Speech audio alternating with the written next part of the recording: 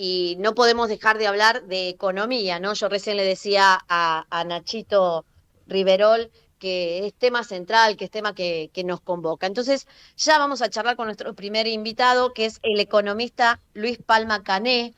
Hola Luis, buen día, ¿cómo está? ¿Qué tal? ¿Cómo les va? Buen día. ¿Usted quiere que le digamos cómo nos va o lo dejamos simplemente en un bien? No, ¿cómo le va personalmente? En Bueno, familia. agarre su lapicero y El vaya resto ya tomando. sabemos cómo nos va, Muy ¿no? bien. Bueno, hay que empezar con un poco de humor porque la verdad que las cosas Ujú. están difíciles. Así es. Luis, la verdad que uno escucha distintas voces, uno escucha un gobierno que parece que viviera, no sé, en Suiza, en Finlandia, vaya a saber dónde, Sí. pero escucha otras voces charlar y el miedo de siempre, ¿no? Los fantasmas de siempre, las corridas cambiarias, qué puede pasar con el dinero que uno tiene en los bancos, qué puede pasar con un dólar que aumenta tanto. ¿A qué nos enfrentamos, Luis? Nos enfrentamos a un escenario de espanto en el cual el frente de todos, esa entelequia que se armó para defender la impunidad de Cristina, hoy está detonado prácticamente. Y en consecuencia, en una situación que si quieren la repasamos después, los grandes números, pero es una situación en la cual no se puede salir sin una condición necesaria previa, que es un acuerdo político. Y del acuerdo político estamos cada vez más lejos. Y en consecuencia, todo esto que está pasando es el conjunto de lo que yo llamo una multicrisis, vale decir, no, yo no recuerdo en la historia económica de Argentina un escenario como este de multicrisis. ¿Qué quiero decir con multicrisis? Es que no es solamente una crisis política, sino que también es una crisis en simultáneo económica, financiera, social, cultural, sanitaria, etcétera. Y el problema es que todas estas crisis se van exacerbando unas a otras y el reflejo de esto, o sea, la fiebre de esta infección multicrisis, es precisamente la disparada del dólar por un lado y por otro lado el tema de la inflación, pero el tema de la inflación se agrega a la falta de acuerdo político, el error de diagnóstico que tiene el gobierno, que sostiene que la inflación no es un tema monetario y que por lo tanto la emisión o el déficit fiscal financiado por emisión no genera inflación. Y así estamos que el mes pasado se emitieron 1 billón de pesos, que es, para hacerlo en términos relativos, que es más fácil entenderlo, aumentó el Banco Central un 25% la circulación monetaria, o sea, la cantidad de dinero dando vueltas, y por este mes, en lo que va hasta la última información, que es el 15 de julio, un poco más de la mitad del mes pasado, o sea, 600.000 billones, un 12-13% de la base, con lo cual, con este escenario de falta de acuerdo político, con un escenario en la cual la otra condición necesaria que había era que el equipo nuevo de economía tuviera ese acuerdo político que no existe, tuviera la ministra un peso específico propio que tampoco tiene, un equipo con peso específico propio, nadie los conoce, tampoco existe, y la existencia de un plan económico que tampoco existe, de manera que no debe llamar la atención esta disparada de los valores que la gente ve permanentemente. Para que se den una idea, en lo que va del año, el riesgo país aumentó un 75%, en lo que va del mes un 24%. El, el blue, digamos, está en valor nominal máximo. La brecha, que es la diferencia entre el dólar libre y el dólar oficial pisado, está en el 160%. El valor mayor de riesgo país de los últimos años fue el que correspondía a la fecha previa a la renegociación de la deuda externa, que ya alcanzó a 3.500. Y bueno, ahí estamos entonces con una inflación en el cual va a seguir corriendo, porque al tener ese diagnóstico que la emisión no genera inflación y que es un tema microeconómico, formado por los especuladores, deformadores de precios, etcétera, creen que van a controlarla con controles de precios, cuando el Código de Hammurabi para acá, del 3000 y pico antes de Cristo, nunca funcionaron ni van a funcionar. Entonces, la situación de ustedes me preguntaban, ¿cómo sigue? Y bueno, ¿cómo sigue? Es muy simple, porque hay que recurrir a la teoría política de cómo evolucionan los populismos, y en esta etapa del populismo en el cual se acabó la caja y tenemos desequilibrios por todos lados, la teoría política y la historia política enseña que ahí el populismo tiene dos alternativas: o cambia su política a 180 grados, cosa que no lo van a hacer, o se va radicalizando, que es exactamente lo que se está produciendo ahora con todos estos mamarrachos de medidas que no tienen ninguna consistencia entre sí, el dólar turismo, más cepos para la importación, etcétera, etcétera, la extensión de la moratoria previsional, el pedido de un salario básico universal. En ese caso, entonces, avanza la radicalización, y ahí entonces el final o la próxima etapa es una crisis institucional directamente, en el cual el gobierno no puede continuar, o una autocracia directamente que puede convertirse finalmente en una dictadura. Ese es el escenario. Luis, uno ve los números de la macroeconomía, pero como bien decía usted, la gente se fija en otros indicadores. Mi vieja se fija en cómo está el dólar día a día y se escandaliza cuando los graphs dicen 3.37, 3.38, o le llegan los memes con los números de los colectivos haciendo alusión al dólar. Yo otro día tuve la suerte de compartir un almuerzo con una cena con amigos, donde tengo dos que operan en la bolsa, trabajan con bonos, con paper, con acciones, y me decían, van a tener que liberar el cepo. Le digo, pero si liberan el cepo, el dólar se te va a ir a 400 pesos. No, me decían, va a fluctuar entre 2.40, 2.50. ¿Se puede liberar el cepo, o en el caso de que se libere, como yo creo, se va a ir más arriba del blue y la crisis puede generar una detonación tal que diga lo que usted acaba de decir, que pase lo que usted acaba de decir, que el gobierno diga hasta acá llegué y me voy, o se convirtamos en una autocracia? Así es. Yo creo que acá hay dos temas, ¿no? La primera es, y la crisis es inevitable, digamos. Entonces la pregunta es si la crisis te la va a detonar el mercado, o si la crisis la va a manejar de alguna manera este gobierno, que ya le falta lo que yo llamo las 3C, que es confianza, credibilidad y certidumbre, con una imagen, la peor de una historia de un presidente, del 20%, la única imagen positiva que tiene es 20%. Pero la pregunta es cómo se evita esto. No van a cambiar 180 grados. Si no cambian, la detonación la hace el mercado, pero pueden hacer algo. Si nunca la economía es inexorable.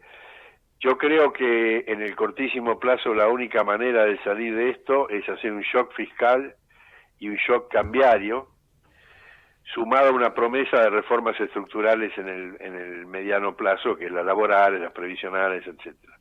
¿Qué quiere decir un shock fiscal o un shock monetario?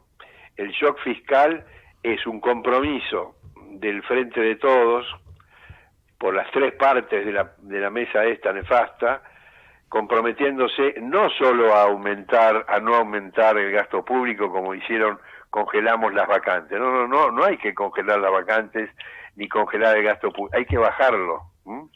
Ese es el primer shock fiscal. El segundo, que es el shock monetario, es bajar el nivel de emisión, digamos, ¿no? O sea, es evidente que si logramos bajar el gasto público, vamos a bajar la emisión y vamos a ir reduciendo la inflación. Y el tercero, no menor, y quizás el más importante, es un shock cambiario, que es liberar el tipo de cambio y liberar todos los cepos. Entonces, lo más probable es que el dólar único que tendría que haber, este único país del mundo, salvando Zimbabue, Irán, Yemen, qué sé yo, esos países que no existen, que tienen 25 tipos de cambio de dólar, ¿no es cierto? Entonces, hay que liberar el tipo de cambio, liberar todos los cepos a la importación, al dólar turista. Ahora están pensando en un dólar soja, un dólar turismo, que aumentaron el solidario. Son todas medidas desesperadas que no conducen absolutamente a nada, digamos. O sea, la solución, una primera solución, está a tiro. Cada día que pase, las medidas a tomar van a ser más duras, y lo bueno que sería de tomar esas medidas es que el gobierno tomaría un poco de control de este desastre que estamos viviendo, ¿no? Ale, Hola, Ale. hola. Sí, no sé, estaba Sí, creo que se desconectó, creo que se desconectó. Ahí Luis, está. Ale, Hola, ahí ¿qué está. No tal? sé Buen si me día. escucharon, ¿hasta dónde Sí, sí, escucharon? no, lo escuchamos todo. Pasa, No, usted Bueno, todo. Es nuestro compañero que le quiere hacer más preguntas. ¿cómo no? Sí, ¿cómo le va? Buen día. Mi nombre es 15, Alejandro Prada. La ¿qué pregunta tal? es, en caso de liberar uno piensa si libera el dólar y queda en 2.40, por ejemplo, No sé cuánto va a digamos, quedar, no tengo idea. ¿cómo? No No, sé no cuánto va a sabemos, no quedar. sabemos. Pero de hecho significaría cualquier precio, no importa el número, que digamos, la disminución general del poder adquisitivo de la sociedad. Digo, los ingresos representarían menos de todos nosotros, representarían menos dólares. Eso afectaría el consumo. Eh, digamos, Pero lo más probable es que el dólar baje. Si el dólar baja, el ingreso en dólares le va a subir por los mismos pesos, digamos. Porque hoy el cálculo que hace toda la gente no es con el dólar a 130, ¿no es cierto? Lo hace a 330, 340, que sé yo, no sé cuánto está. Y lo mismo la fijación de precios, pero es más, si baja el dólar y se levantan los cepos, va a empezar a recomponerse la oferta de bienes, específicamente de alimentos y de la cadena de producción, con lo cual al aumentar la oferta, baja la presión inflacionaria también, sumado al compromiso de no aumentar el gasto y bajar la emisión, ¿no? O sea, eso va a mejorar, no digo que drásticamente, pero va a mejorar la situación y va a dar pie a que uno mire con un poquito más de cariño qué es lo que va a pasar de acá a las elecciones, porque de lo contrario, esa caída institucional del gobierno o es una renuncia o es una anticipación de las elecciones. sí, clarísimo, estuve leyendo una nota de usted cuando exponía el concepto de multicrisis y Sí, añadía el concepto de crisis cultural. sí. Me gustaría saber más al respecto. ¿A qué alude específicamente? Sí, está bien la pregunta. La crisis cultural es la cultura del trabajo, digamos, ¿no? Acá hemos destruido, no este gobierno, de los últimos 50 años hemos destruido, no solo hemos destruido la moneda, las instituciones, sino también el esfuerzo, la cultura del trabajo que hizo grande a este país de la década del 80 del siglo XX, del siglo XIX, digamos, ¿no? Con las inmigraciones y que yo. Hoy la gente, uno quiere contratar a alguien y dice, no, no, mire, prefiero no trabajar porque si trabajo pierdo los planes sociales que tengo 6, mío, de mi mujer y mis 4 hijos. Entonces, ese es un problema tremendo que no se va a cambiar de un día para otro y en el cual, para tener otra idea de cómo se destruyó el trabajo, del total de trabajadores, que es más o menos unos 10 millones en este país, un 40% son informales, o sea, no tienen ninguna protección de nada. Y eso también afecta a la cultura, porque la persona dice, bueno, yo sigo trabajando, no me aumentan el sueldo, cada vez gano menos, por lo menos voy y tengo la seguridad de un plan social, digamos, ¿no? Porque el otro tema, yo creo que en las crisis mencioné la crisis social y si no la menciono ahora, lo que queda claro es que cuidado con la crisis social. Un país como el nuestro que tiene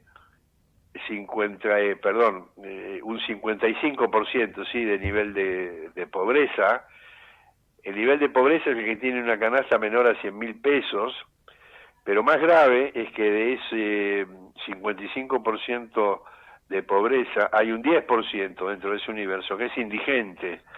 O sea, el pobre es el que no puede vestirse bien, que no puede pagar la luz, etcétera. Pero el indigente es mucho más grave porque es aquel sector de la población que no puede alimentarse suficientemente. Eso tiene un límite, digamos, ¿no?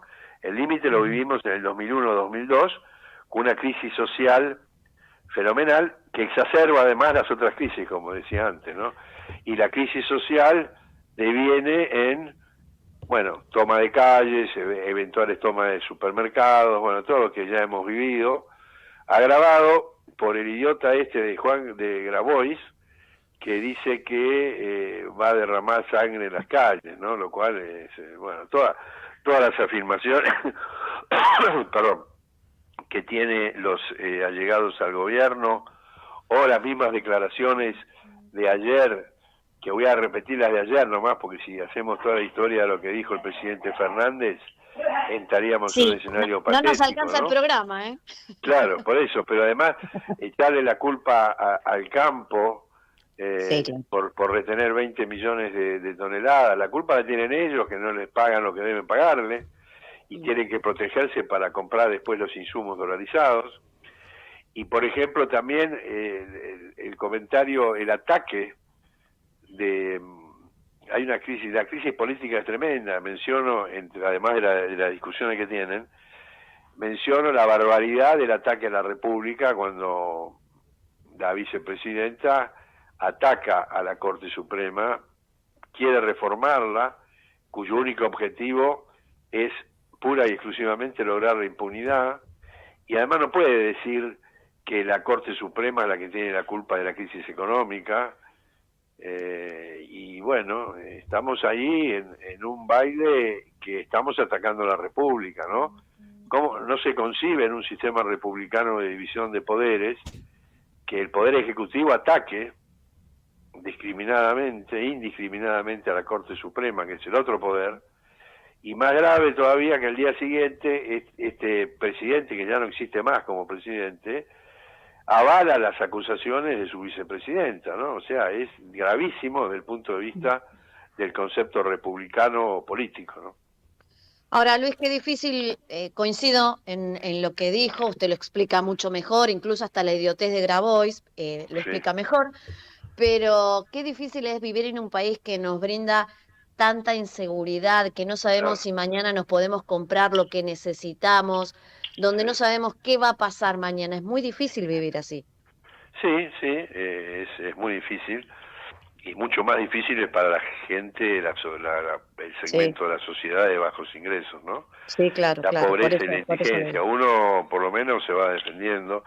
Este gobierno que se dice progresista, de progresista no tiene nada, porque si hay algo que no es progresismo es la inflación, porque la inflación perjudica mucho más a los sectores de bajos ingresos que a los sectores medios y medios altos, que tienen manera de protegerse, digamos, de alguna manera. Y entonces, por donde uno mire este gobierno, la verdad que hay desequilibrios por todos lados, y es muy difícil encaminarlo si no se soluciona lo básico, que es el acuerdo político y un plan económico, que Batakis no lo va a hacer porque no tiene la capacidad para hacerlo. Luis, como siempre, un gusto escucharlo. Gracias por un sábado dedicarnos un tiempito para todo lo que sabe y nos sabe contar también. Cómo no. Que pasen buen fin de semana. Igualmente, un abrazo grande. Hasta luego. Escuchábamos al economista Luis Palma Cané, que bueno, con la honestidad y la sinceridad de siempre y la claridad de siempre nos explicó, bueno, su panorama y su visión de lo que puede pasar en Argentina. Ale, ¿algo para agregar? Sí, bueno, como repito, vos ya lo sacaste en tu conclusión, ¿no? Es contundente. El panorama que pinta Palma Cané es directamente, digamos, que no hay solución, ¿no? Por lo menos en el corto plazo, por lo menos mañana, más cerca, por lo menos el lunes, no hay solución de seguir con estos parámetros, estos cepos, restricciones, y él da un paso más. Él dice que, bueno, el tema de la cuestión, la crisis, él dice multicrisis, crisis cultural, que afecta, como explicó recién, a la cultura del trabajo, que eso ya no requiere, no es ni corto ni mediano plazo, eso ya sería mucho más largo plazo, que es lo más difícil de recuperar. Siendo así, uno a veces se pregunta qué plan económico puede ser útil, eficaz para contrarrestar eso, ¿no? Sí, claro. ¿Les parece, después de la tandita seguimos analizando un poco más de lo que está pasando en nuestro país?